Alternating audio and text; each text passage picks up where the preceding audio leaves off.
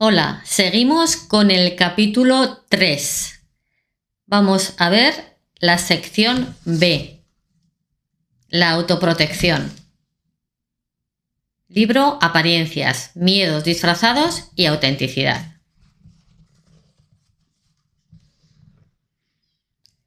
La autoprotección. Todo ser vivo tiene sus mecanismos de protección para defenderse del peligro y seguir viviendo. El hombre también, pero no voy a hablar de la autoprotección de su vida, sino de la protección del yo, de la imagen, de la valía, de la reputación de la propia persona y la de los nuestros. Black, 2006. Es decir, la autoprotección que aquí se analiza es el conjunto de recursos y estrategias que usamos para evitar el daño a nuestra imagen.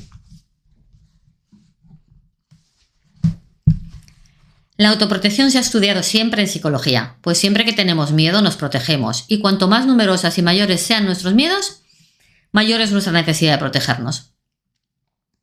Es más, según nos hacen ver Serman y Hartson, 2011, cuanto más sabe y puede afirmarse a sí mismo el individuo, más abierto está la información y menos necesidad tiene de defenderse, y menos se niega, por ejemplo, a considerar ideas nuevas o contrarias a las suyas. Esto lo hace el inseguro. Los animales se defienden de los peligros presentes, pero el hombre se defiende también de informaciones que pueden interpretar como amenazas sin serlo, de peligros futuros que con frecuencia son fruto de su imaginación y que con frecuencia no llegan, y si llegan suelen coincidir muy poco con lo que se había imaginado anticipadamente. Con nuestra imaginación creamos monstruos y después tenemos miedo de ellos. Estos miedos nuestros son enfermizos en la medida que no son respuestas adecuadas ni proporcionadas para afrontar los peligros reales, y son los que se esconden detrás de la neurosis, de lo que se llama nerviosismo, de las obsesiones, etc. Por ello, es comprensible que se hayan estudiado siempre en psicología tanto los miedos como las formas inadecuadas de afrontarlos y sus consecuencias psíquicas.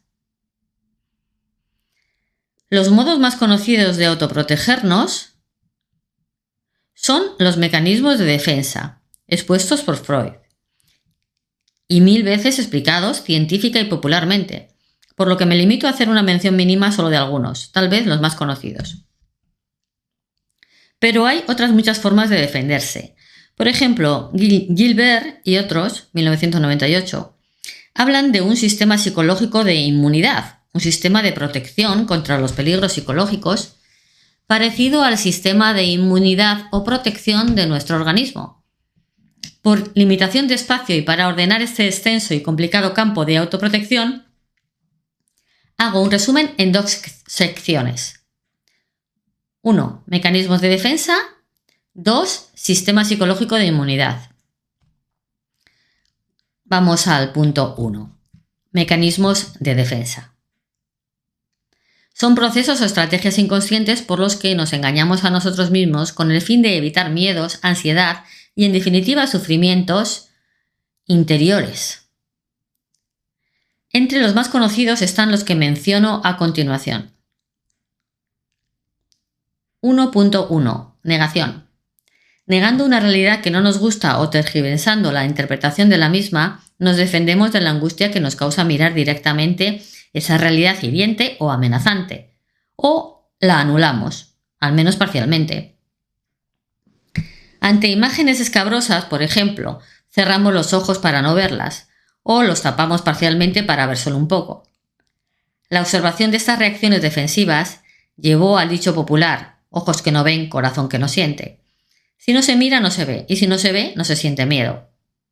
Este es un mecanismo bastante primitivo. Los niños pequeños ya lo saben usar con frases como estas: yo no fui, no estaba allí, yo no vi nada, etc. O tapándose los ojos para no oír lo que no interesa, o tapándose los oídos para no oír lo que no interesa o no gusta. Y los adultos, además de estas negaciones, pueden negarse a mirar a la cara la realidad de cada día, diciendo, por ejemplo, si no piensas, te evitas problemas. 1.2. Proyección. Es atribuir a los demás los defectos propios, haciendo ver que las deficiencias propias y los errores propios son comunes, Se intenta demostrar que son normales y no algo únicamente nuestro. O en todo caso, se quiere hacer ver que no destacan sobre los males ajenos. Para defenderse, las personas menos inteligentes son las que más llaman tontos a los demás. Las que no pueden mirar las dimensiones de su sobrepeso tienden a ver más personas gordas por la calle.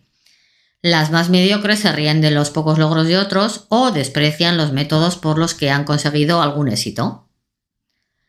Las personas con baja autoestima, con complejos de inferioridad o que se ven frecuentemente amenazadas y expuestas a juicios negativos son las que más negativamente juzgan a los demás.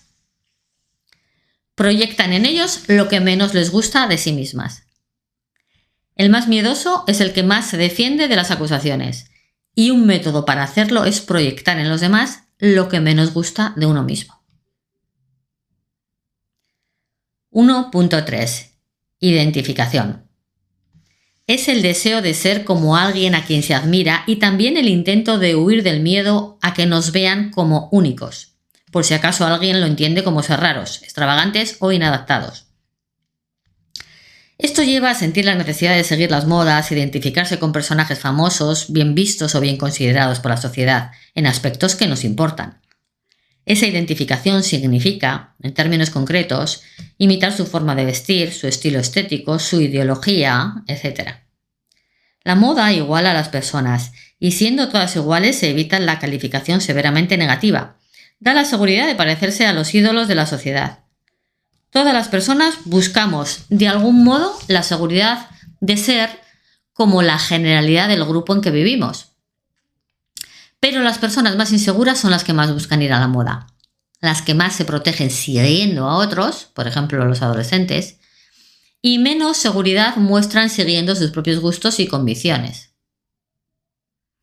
Estar al día, que se usa con frecuencia como elogio, puede ser algunas veces signo de debilidad e inseguridad, la cual se quiere disimular, mecanismo de defensa, haciendo ver que el comportamiento propio es deseado por todos. 1.4. Represión. La represión es enterrar en la inconsciencia sentimientos y pensamientos perturbadores para protegernos de su amenaza y de la angustia que nos provocan. Las expresiones del lenguaje diario que indican represión son múltiples. Mejor no hablar de ello, mejor no recordarlo, dejemos a los muertos en paz. No recordando algo nos hacemos a la idea de que no ha existido. Con estos mecanismos buscamos proteger nuestro yo y mantener la estima que buscamos con nuestra autopresentación. Nos protegemos de los efectos negativos del desengaño, de las críticas, de la pérdida de apoyos ya conseguidos, de la seguridad que nos aportan personas cercanas. Nos protegemos del disgusto y del sufrimiento psicológico. Pero no son estas las únicas formas de protegernos, hay otras muchas. Cuando algo nos causa miedo y nos sentimos inseguros, nos protegemos intentando pensar en otra cosa. La fanfarronería del hombre, como el fingimiento de mayor tamaño en los animales, erizando el pelo o expandiendo el plumaje, es una protección contra el miedo, mostrando un poderío que no se tiene. Los que ponen mucho empeño en mostrar sus fuerzas nos están diciendo con ello cuáles son sus debilidades. La persona segura no necesita estas estrategias.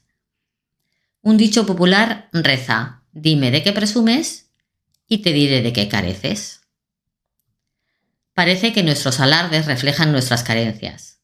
La hipocresía o fingimiento de una moralidad que no se tiene es otra forma de protegernos, evitando ser censurados. Nuestras protecciones pueden ser fallidas, pero también pueden rebajar a veces y momentáneamente nuestros miedos. Al menos, mientras no seamos conscientes de que pueden dejar traslucir las cobardías que queremos ocultar. Aunque los llamados mecanismos de defensa son las estrategias de autoprotección más conocidas, hay otras muchas que forman lo que algunos autores llaman sistema psicológico de inmunidad, que es un tejido complicado de estrategias dispersas a lo ancho de toda la literatura psicológica y que solo puedo exponer de forma simplificada. Y ahora voy, que es el punto 2. Sistema psicológico de inmunidad. En términos simples podríamos decir que el sistema de inmunidad de nuestro organismo está formado de una serie de órganos, tejidos y células repartidas por todo el cuerpo que lo protegen ante agresiones externas, agentes patógenos, contaminación, radiación, virus, parásitos, etc., detectando las señales de peligro, impidiendo que esos agentes externos entren en el organismo y, si logran pasar esa barrera, respondiendo a la invasión. Es comprensible, pues, que si este sistema defensivo es deficiente, las consecuencias negativas para la salud sean importantes. Siguiendo este símil, hay autores que hablan de un sistema psicológico de inmunidad, que es para nuestra psique lo que el sistema inmunológico para el cuerpo, un conjunto de estrategias psicológicas para protegernos de las consecuencias afectivas dolorosas de la vida diaria. Los mecanismos de defensa ya mencionados y que se vienen estudiando ya desde Freud son parte de ese escudo protector o sistema psicológico de inmunidad. Pero hay otras estrategias de autodefensa de las que, por ser habituales, apenas tenemos conciencia. Por ejemplo, cuando deseamos algo apasionada e intensamente, usamos estas estrategias típicas de la juventud.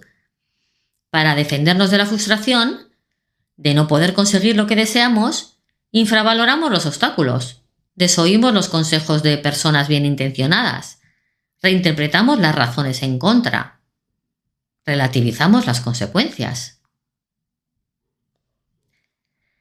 Ante el fracaso personal, es profunda la tentación de protegernos de las acusaciones y de la humillación culpando a otros, a las circunstancias, al universo entero o a la mala suerte, conspiración de los astros, superpoderes, fuerzas ocultas.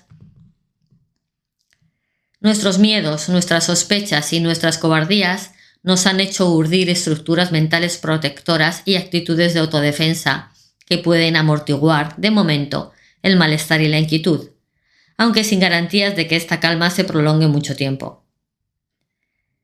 Ese escudo psicológico, además de los mecanismos de defensa mencionados, es un conjunto de inconsciencia, superficialidades, egocentrismo, negación y distorsión de la información, huidas, atención y memoria selectivas, olvidos oportunos, criterios y valores de conveniencia, predisposiciones defensivas, autoengaños, ideologías protectoras de los deseos, filosofías cómodas de la vida, ilusiones, fantasías, etc.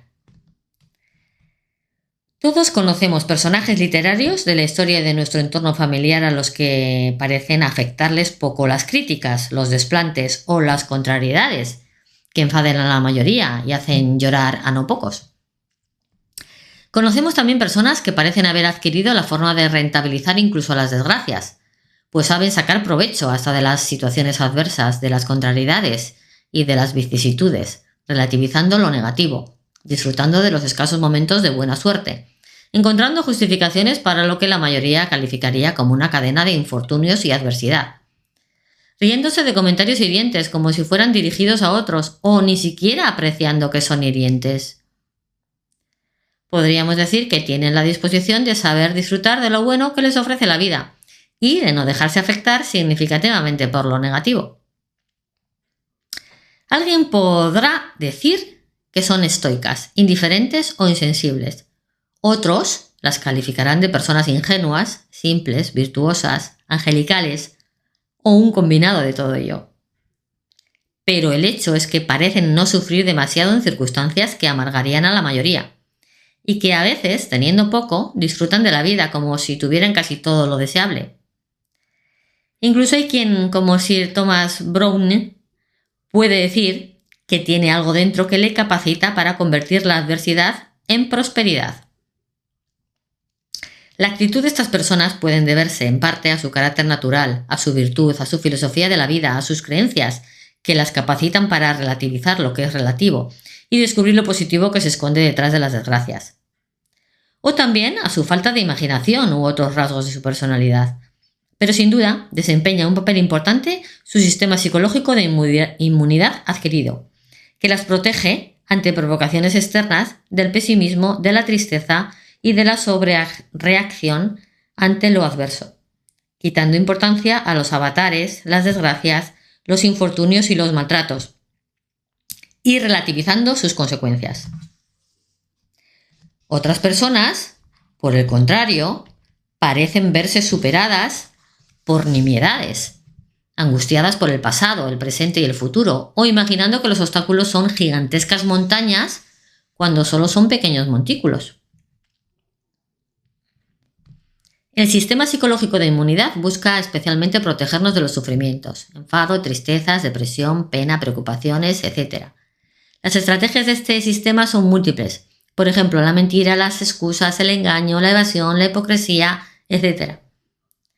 Ante la imposibilidad de analizarlas todas en un libro como este, me limito a exponer mínimamente solo algunas. 1. Hipocresía.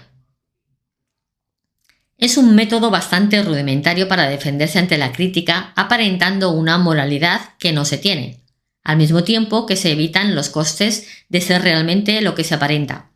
La virtud tiene su precio: renuncias, honestidad, pérdida de beneficios, etc. La hipocresía evita estos costes. Estrategia 2. Autojustificación o racionalización. Es una de las formas más comunes de evitar la reprobación de los demás por algo que hemos hecho y que no es aceptable, aportando razones ficticias que justifiquen nuestra conducta. Esas razones pueden ser verdaderas y razonables en sí mismas, pero no son las verdaderas razones por las que actuó. Un ejemplo clásico lo vemos en la fábula de la zorra y las uvas. La zorra, después de intentar por todos los medios alcanzar las uvas y no tener éxito, con fingida indiferencia se aleja diciendo: «No las quiero, pues no están maduras». Podía ser verdad que no estuvieran maduras, pero no fue esa la verdadera razón por la que desistió de seguir intentando alcanzarlas. Se protegió del ridículo inventando una razón aparentemente creíble. En el lenguaje ordinario, las racionalizaciones se pueden llamar excusas, disculpas, mentiras. Si son creídas por los demás, son una estrategia eficaz para protegernos ante el fracaso. Pero si se abusa de ella, se corre el peligro de que los demás desconfíen de nuestra palabra, incluso cuando digamos la verdad. 3. Derogación. Derogar, en el contexto psicológico, significa humillar a alguien o algo. Hay muchas formas de rebajar al otro: insulto, humillación, difamación, desprecio, etc. Rebajando a una persona nos defendemos justificando nuestro comportamiento vejatorio. Si al otro lo consideramos un desecho, merece lo que le damos y se justifica nuestra conducta. Maltrato, insultos, desprecio, discriminación. Rebajar a alguien es una forma de autojustificarse, de hacer ver que el otro recibe lo que merece. Una vez que el ser humano es despojado de su dignidad, todo lo que se le haga está justificado. La esclavitud existió durante siglos, hasta hace 4 días. Es una forma de proteger el propio poder, el propio estatus social y moral, la propia imagen. En las conversaciones diarias, cuando no se tienen razones para convencer al otro, se recurre a atacar a su persona, insultando, recordando errores del pasado, dudando de su inteligencia. Rebajando al otro parece que tenemos más razón y mayor estatura, como si despreciando se ganara aprecio. 4. Deformar la información. No creo que exagere si afirmo que se podrían escribir no pocos libros si quisiéramos reunir la evidencia empírica fundamental, que demuestra cómo el individuo, los grupos, las instituciones, los órganos oficiales, etc., se defienden ignorando, cambiando, tergiversando, reorganizando, aumentando, disminuyendo datos convenientemente. Las técnicas pueden ser tan simples como mirar para otra parte y decir «no te había visto», hacerse el distraído fingiendo hablar por el teléfono móvil, como disculpa para no atender a alguien, o altamente sofisticadas, como controlar los medios de comunicación para decir lo que se desea y cómo se desea, y no la verdad. Basta que nos paremos a comparar las versiones que distintas personas hacen de los mismos hechos. Cada cual procura llevar el agua a su molino. Hay muchos dichos populares que expresan esta idea. El ser humano tiene una sorprendente habilidad para protegerse transformando mentalmente la información. Deformando la información ocultamos nuestros fracasos y nos convencemos de que los demás no pueden verlos, sobre todo si somos poco inteligentes. El que es poco inteligente no ve que otros ven mejor. Si al atrevimiento inconstante y fruto de la ignorancia lo llamamos valentía, a la cobardía la llamamos prudencia, a la indiferencia tolerancia, a la incapacidad de autoafirmación y de decir no la llamamos bondad, a la hipocresía la llamamos cintura política y a las mentiras o medio mentiras las llamamos posverdad. Todos acabamos siendo hombres de bien.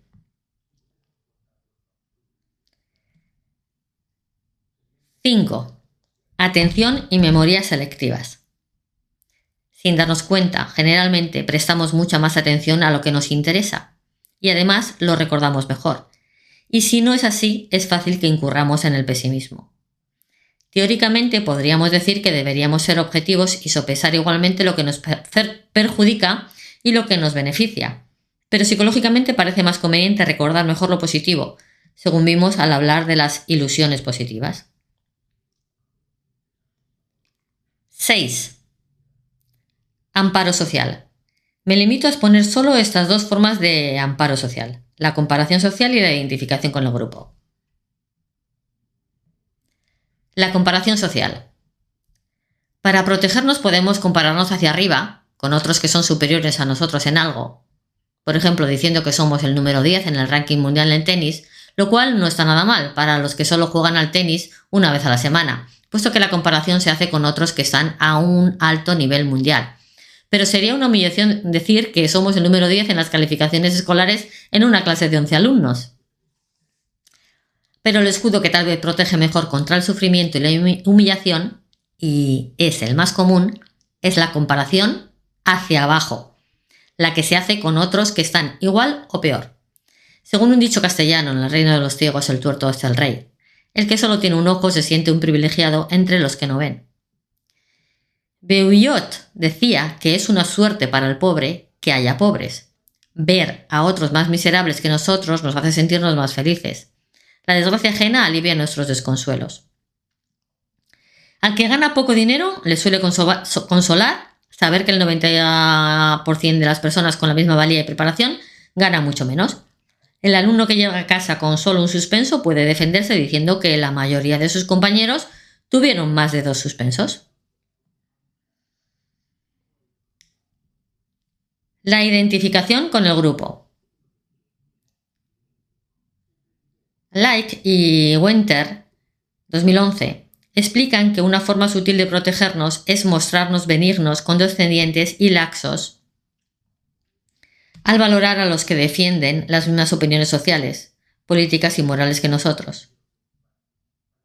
Así podemos justificar que también seamos condescendientes con nosotros mismos.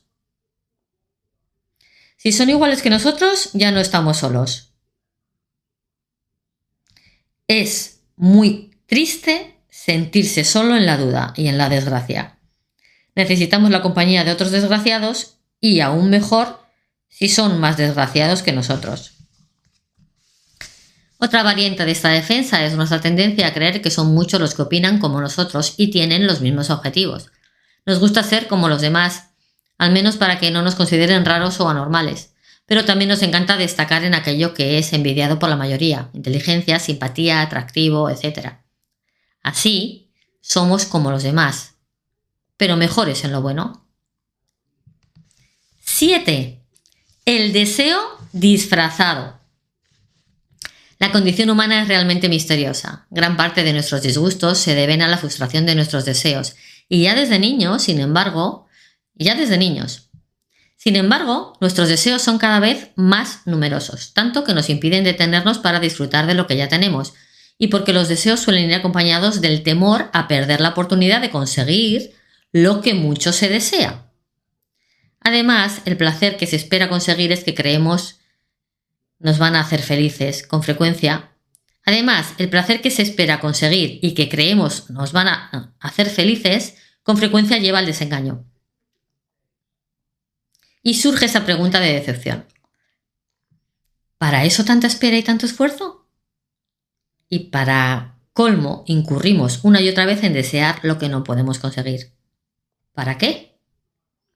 ¿No experimentamos ya suficientes frustraciones para que nos compliquemos aún más persiguiendo lo imposible? ¿Es el hombre, como diría Sartre, una pasión inútil? ¿O es la vida un engaño y una ficción, como diría Calderón? Sócrates ya debía de advertir la maraña de los deseos, puesto que decía que cuanto menos deseamos, más nos parecemos a los dioses. ¿No seríamos más felices deseando menos, o por lo menos dando menores dimensiones a nuestros deseos y descartando bagaje superfluo y yendo ligeros de equipaje, como Machado? Algunas ideologías proponen que, puesto que los deseos son fuente de frustración, es mejor no desear. Pero esto es complicado, pues sin deseos no hay esperanza, y sin esperanza no hay salud ni felicidad. La esperanza, empero, tiene un precio. Para tener esperanza y no hundirnos en el pesimismo, tenemos que engañarnos algo, no mucho, y cultivar, según hemos visto, ilusiones positivas. Las ilusiones nos protegen de la depresión. Aloy y su equipo 2011 afirman que al deprimido le faltan las tergiversaciones cognitivas de las ilusiones positivas que aumentan el autoengrandecimiento y la autoprotección. Las ilusiones nos protegen de la depresión. El movimiento de la psicología cognitiva, que viene dominando con fuerza desde hace más de medio siglo, insiste en que más que los acontecimientos mismos, lo que nos hace sufrir son nuestras interpretaciones de los hechos. Si un halago lo interpretamos como insulto, nos enfada, y si un insulto lo interpretamos como halago, nos complace. Un mismo hecho a veces les hace reír, y a unos les hace reír, y a otros les ofende. Depende de cómo se interprete. El remedio para sufrir menos es, por tanto, saber interpretar la realidad y relativizar las consecuencias de las adversidades. Otra forma de saber interpretar, aprendiendo a aceptar lo irremediable y a cambiar lo que podemos cambiar si nos conviene. Los deseos, sin embargo, influyen sutilmente en nuestra mente, hacen que creamos fácilmente lo que deseamos y nos inclinan al convencimiento de que nos conviene aquello que deseamos profundamente. Por ello, buscamos con ilusión información y experiencias que confirmen la utilidad y conveniencia de conseguir lo que deseamos, y al mismo tiempo nos protejan de los inconvenientes de los obstáculos que lo impiden, deformando las dimensiones de esos obstáculos hasta verlos fácilmente superables. Es el desafío de la imprudencia. No ver el peligro es facilitar la entrada en sus dominios. La distorsión de nuestras interpretaciones de la realidad es, con frecuencia, otro escudo de protección contra la humillación del fracaso. Se ve claramente a la hora de valorar los resultados de unas elecciones. Parece que ningún partido pierde las votaciones. Sesgando la interpretación de los resultados, parece que todos son ganadores. La distorsión en la percepción de nuestra propia realidad lleva de igual modo, y no pocas veces, a reinterpretaciones interesadamente sesgadas, cuando llamamos, por ejemplo, prudencia a lo que es miedo, confundiendo la bondad con la incapacidad para decir no, creyendo que se tiene mucho carácter, porque no se puede dominar los enfados, o que se destaca en sinceridad, porque se critica intransigentemente todos los defectos ajenos. Los sentimientos influyen también en el recuerdo de los méritos del pasado, como se observa a la hora de reclamar herencias. Recordando mínimos esfuerzos realizados en tiempos ya muy lejanos, parece que se tiene derecho, ahora, a beneficios no menores que los de otros que se han sacrificado mucho más por las mismas causas. Entre los creyentes se ve también clara esa tendencia, más herética que cristiana. Pocos creen que los demás tengan los mismos méritos que ellos para alcanzar la salvación, pues cada uno recuerda los propios momentos de fervor no expresado que da un cierto derecho a la salvación, pero no se reconoce que lo mismo puede ocurrir a todos los demás. Y peor aún, nadie reconoce que no tiene ese derecho. Los sentimientos arrastran convenientemente y como defensa al pensamiento y a la aceptación de ideologías.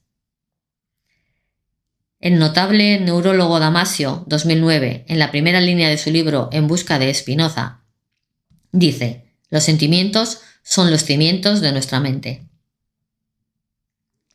El equipo de Sedicais, 2004, afirma que la necesidad de autoprotegernos nos lleva a negar, deformar, reinterpretar, atender y recordar los hechos de forma que se minimicen las amenazas.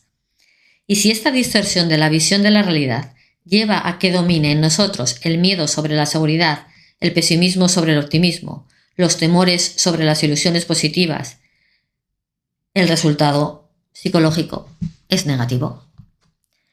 Lo que vemos y cómo lo vemos depende bastante de nuestros deseos y de nuestros temores. Cuando tenemos muchos miedos, oímos muchos ruidos y vemos muchas sombras. Y cuando deseamos algo apasionadamente, nuestra fantasía suele hacernos ver que lo deseado es accesible. La razón suele ceder su puesto a la fantasía para que ésta vea posible alcanzarlo. Y la razón cede como estrategia defensiva para no causar frustración al chocar con la realidad.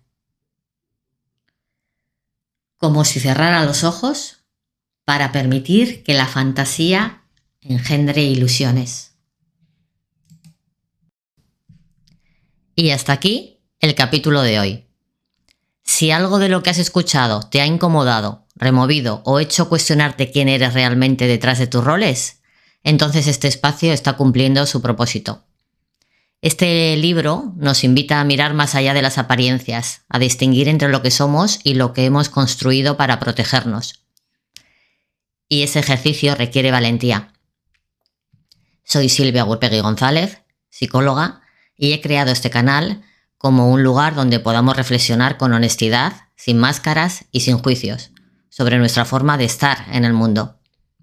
Si quieres seguir profundizando en este camino de autoconocimiento, te invito a suscribirte al canal y activar la campanita para acompañarme en los próximos capítulos.